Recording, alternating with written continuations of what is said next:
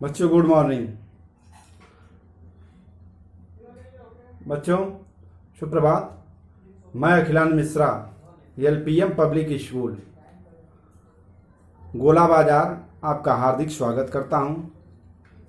बच्चों, कोरोना काल के समय मैं अपने विद्यालय की तरफ से हम लोग सारे शिक्षक बंधु और व्यवस्थापक महोदय आप लोगों को ऑनलाइन की सुविधा प्रारंभ किया। बच्चों, फिर से इस बीमारी की तीसरी लहर की संभवता आ सकती है, इसलिए अभी तक हम लोग ऑनलाइन की ही सुविधा आपको दे पाए हैं और दे पाएंगे। जब तक स्थिति ठीक नहीं होगी आपकी ऑनलाइन की क्लास चलती रहेगी। बच्चों, इसके पूर्व आपने जो वीडियो पढ़ा भाग 1, आज हम पढ़ेंगे भाग 2। इसमें जो हम वीडियो पढ़ा रहे हैं वह हिंदी व्याकरण व्यवहारिक व्याकरण खंड 2 अध्याय 3 के विषय में हम पढ़ रहे हैं। आपने कल पढ़ा वाक्य की विशेषता, वाक्य के अंग तक। आज जो हम पढ़ाएंगे उसमें ये विशेष कर ध्यान दीजिएगा कि जो चैप्टर पढ़ाने जा रहा हूं उस चैप्टर में रचना के आधार पर वाक्य के भेद पढ़ेंगे। रचना के आधार पर वाक्य के भेद। तो वाक्य के विषय में कल हम जो पढ़ाए थे उसको आप ध्यान से सुने होंगे। वाक्य के विषय में जो हम पढ़ाए थे उसको कल आप सुने होंगे। आज मैं जो चैप्टर पढ़ा रहा हूं, जिस टॉपिक को, आप उसको ध्यान देंगे कि जो वाक्य के भेद में एक अर्थ के आधार पर, एक रचना के आधार पर, लेकिन आपका जो कोर्स है उस कोर्स पर रचना के आधार पर आपके सिलेबस में दिया है, आपके पाठ्यक्रम में दिया है। और रचना के आधार पर हम जब पढ़ते हैं तो मुख्य रूप से इसके 3 भेद होते हैं। वाक्य किसे कहते हैं ये आप जानते ही हैं, एक बार फिर से दोहरा दे रहा हूं, आप सुने। सार्थक शब्दों के व्यवस्थित समूह जो विचार एवं भाव को पूर्णतः व्यक्त कर सके वह वाक्य कहलाता है। दूसरे शब्दों में भी कह सकते हैं, विभिन्न पदों अथवा पदबंधों का वह व्यवस्थित समूह जो किसी भाव, विचार अथवा संदेश को स्पष्ट रूप से व्यक्त करता है उसे वाक्य कहते हैं। वाक्य की विशेषता पढ़े, वाक्य के अंग भी पढ़े। एक बार वाक्य के अंग में भी आप पढ़ सकते हैं। वाक्य के अंग में के 2 भेद होते हैं, एक होता है उद्देश्य और दूसरा होता है विधेय। उद्देश्य किसे कहते हैं इसके विषय में हम थोड़ा चर्चा करेंगे। उद्देश्य जिसके विषय में हम चर्चा करते हैं उसके विषय में थोड़ा जानेंगे। वाक्य का वह अंश जिसके विषय में कुछ कहा जाता है, वाक्य का वह अंश जिसके विषय में कुछ कहा जाता है उसे हम उद्देश्य कहते हैं। और विधेय किसे कहते हैं कि वाक्य के जिस अंश में उद्देश्य अर्थात कर्ता के विषय में कुछ कहा जाता है उसे विधेय कहते हैं। अब हम पढ़ेंगे रचना के आधार पर वाक्य के भेद। रचना के आधार पर वाक्य के भेद में हम पढ़ते हैं, पहला सरल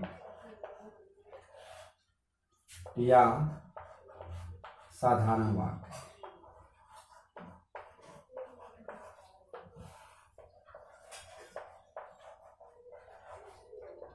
सरल या साधारण वाक्य। दूसरा जो हम पढ़ेंगे संयुक्त वाक्य, संयुक्त वाक्य। तीसरा मिश्रित वाक्य, मिश्रित वाक्य। यह रचना के आधार पर 3 वाक्य होते हैं। एक आपका हो गया सरल एवं साधारण वाक्य, संयुक्त वाक्य और मिश्रित वाक्य। अब इसके विषय में थोड़ा सा हम चर्चा करेंगे, आप ध्यान से सुने क्या होता है। सरल एवं साधारण वाक्य के विषय में हम जब पढ़ते हैं तो बच्चों विशेषकर हम ध्यान देते हैं कि ध्यान देते हैं कि जिन वाक्य में केवल एक ही क्रिया हो, एक ही उद्देश्य हो और एक ही विधेय होता है। जिस वाक्य में केवल एक ही उद्देश्य और एक ही विधेय और एक ही क्रिया हो, उन्हें हम क्या कहते हैं? सरल एवं साधारण वाक्य। जैसे इसमें सरल वाक्य में जैसे लिख रहे हैं हम, मुकेश पढ़ता है। अब इसका यह हो गया मुकेश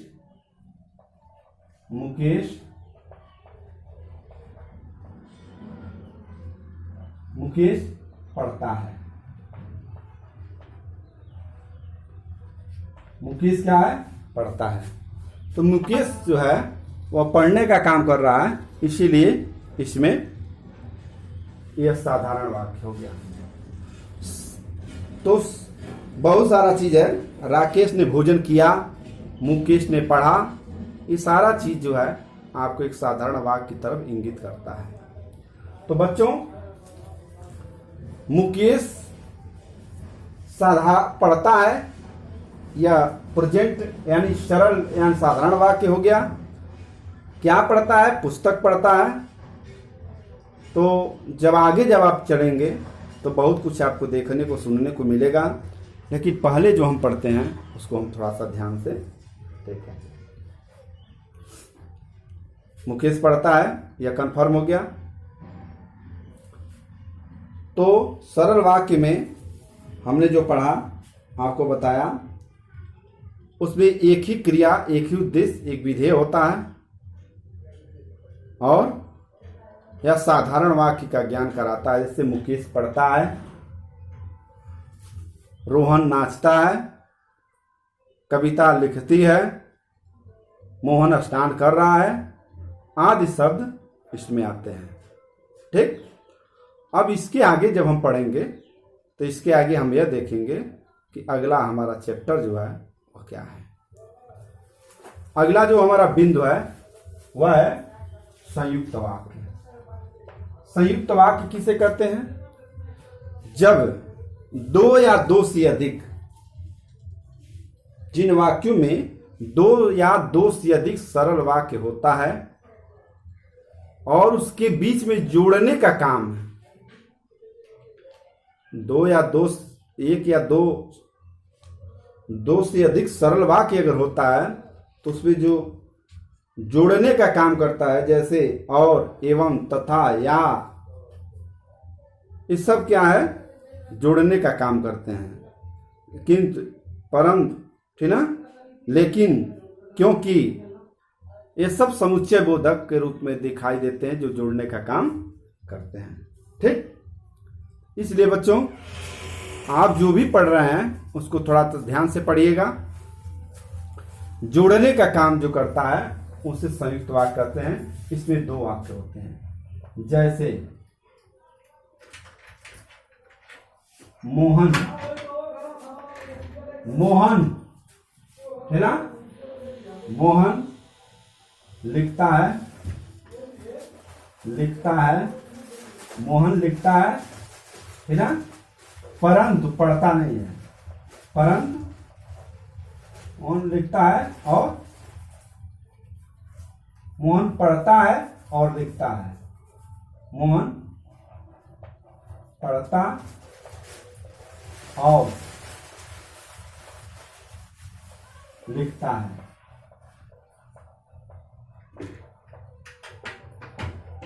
है ना। तो इसमें यह ध्यान दीजिए, मोहन क्या कर रहा है? मोहन पढ़ने का काम किया। मोहन क्या किया? पढ़ रहा है। और जो है इसमें जुड़ा है वह एक समुच्चय बोधक है जो जोड़ने का काम करता है। ठीक ना। तो मोहन पढ़ रहा है और क्या कर रहा है, लिखता है। तो इसीलिए संयुक्त वाक्य हो गया। संयुक्त वाक्य का मतलब दो या दो से अधिक वाक्य की जो जोड़ने का काम करता है, क्योंकि किंतु परंतु और तथा एवं ये जितने हैं ये सब जोड़ने का काम करते हैं, इसीलिए इसे संयुक्त वाक्य कहा जाता है। जैसा कि और भी बहुत सारे चीज हैं जिसको आप बना सकते हैं। नेताजी ने कहा दिल्ली चलो।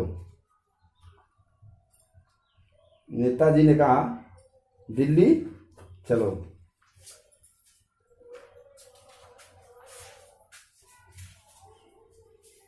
ठीक। तो अथवा, इसलिए, फिर भी, नहीं तो, किंतु, परंतु ये संयुक्त वाक्य में आ जाते हैं। उसी प्रकार मिश्रित वाक्य में देखिए, मिश्रित वाक्य किसे कहते हैं। मिश्रित वाक्य में थोड़ा सा हम ध्यान देंगे। जिन वाक्यों में एक प्रधान होता है और अन्य वाक्य गौण होते हैं। एक प्रधान होता है और अन्य वाक्य गौण होते हैं, उसे हम क्या कहते हैं, मिश्रित वाक्य। जैसे हम यह ध्यान देंगे, क्या ध्यान देंगे, ये जरूर ध्यान देंगे कि मिश्रित वाक्य में जिन वाक्यों में एक प्रधान उपवाक्य होता है और आश्रित गौण होता है, और आपस में जो, वह, जितना, उतना, जैसा, वैसा, जब, तब, जहां, वहां, इधर, उधर आदि ये सब जुड़े होते हैं। इसे मिश्रित वाक्य में क्या होता है कि इसके बीच में जहां, वाक्यों के जहां, वहां, जब, जैसा, ये शब्द वाक्यों के बीच में जुड़े होते हैं। जैसे एक उदाहरण देखिए, एक उदाहरण देख लीजिए।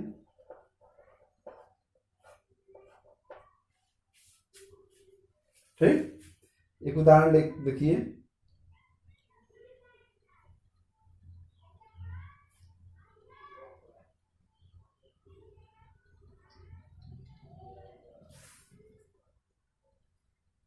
यदि परिश्रम करोगे तो उत्तीर्ण हो जाओगे।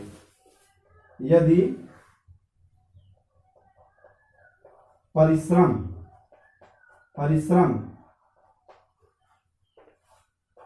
करोगे तो उत्तीर्ण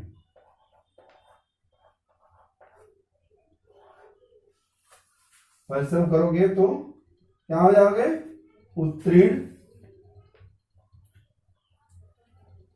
हो जाओगे।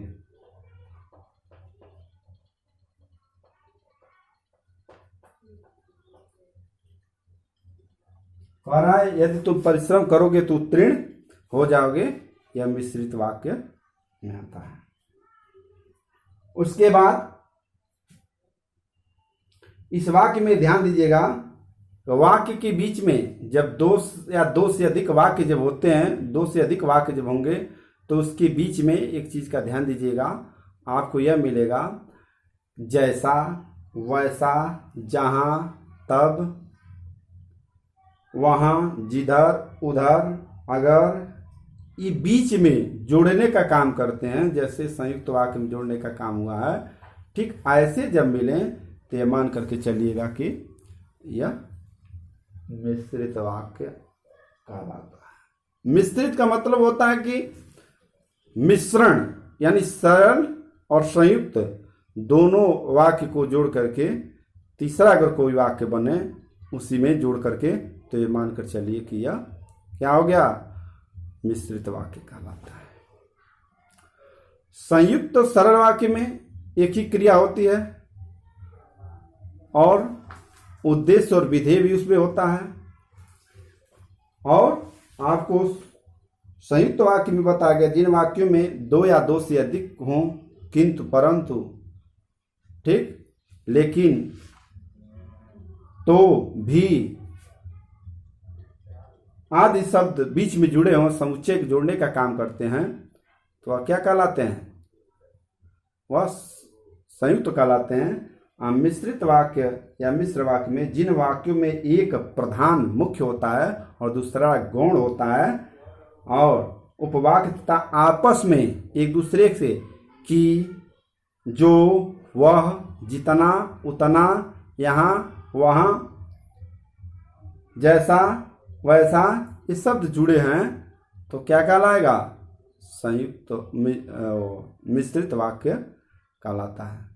तो बच्चों, इस प्रकार आपने यह साधारण वाक्य के विषय रचना के आधार पर वाक्य पढ़े। कितने होते हैं? 3 होते हैं। सरल वाक्य, संयुक्त वाक्य, मिश्रित वाक्य। सरल या साधारण वाक्य में एक क्रिया प्रधान होती है, उद्देश्य और विधेय होता है। संयुक्त वाक्य में 2 या 2 से अधिक भी होती है। इसमें किंतु, परंतु, क्यों, कैसे, क्यों, क्योंकि ये जुड़े होते हैं। मिश्रित वाक्य में जो भी तथा, इधर, उधर, जिधर, किधर, ये सब जुड़े होते हैं। तो इन सब में आपको एक बहुत अच्छा मिला। बच्चों, जय हिंद, जय भारत। फिर से कल मिलते हैं।